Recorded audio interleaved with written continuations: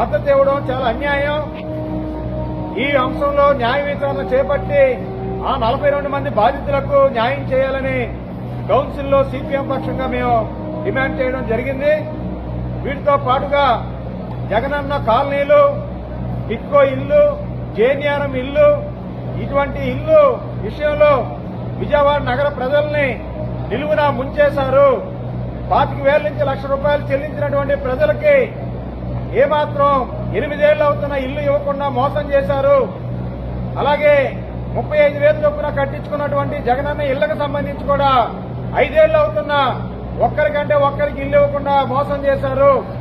మరోవైపు ఈ ఇళ్ల విషయంతో పాటుగా జేఎన్ఆర్ఎం ఇల్లుని బయట అక్రమార్కులు అలాగే బ్రోకర్లు పేదల దగ్గర అన్యాయంగా వసూలు చేస్తున్నారు. అలాగే కాంట్రాక్టులకి చెల్లించవలసినటువంటి 200 కోట్ల రూపాయల పెండింగ్ బిల్లులు బకాయిల్ని రాబట్టే దాంట్లో తెలుగుదేశం ప్రభుత్వం మోసం చేస్తుంది, వైసీపీ పాలపక్షం మోసం చేస్తుంది. ఇక్కడ విజయవాడ నగరం కాంట్రాక్టులకి బిల్లులు చెల్లించేదానికి బ్యాంకుల్లో అప్పులు తీసుకొని కార్పొరేట్లు దివాలా తీస్తున్నారు.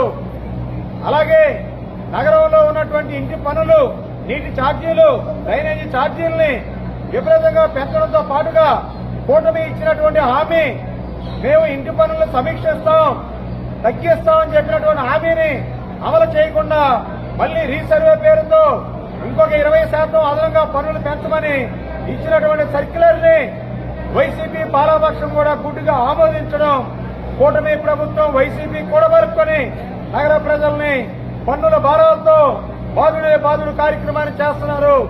ఈ అంశాల మీద మరి కౌన్సిల్ సమావేశంలో సిపిఎం పక్షంగా విజయవాడ ప్రజల బాధల్ని తెలియజేయడం జరిగింది.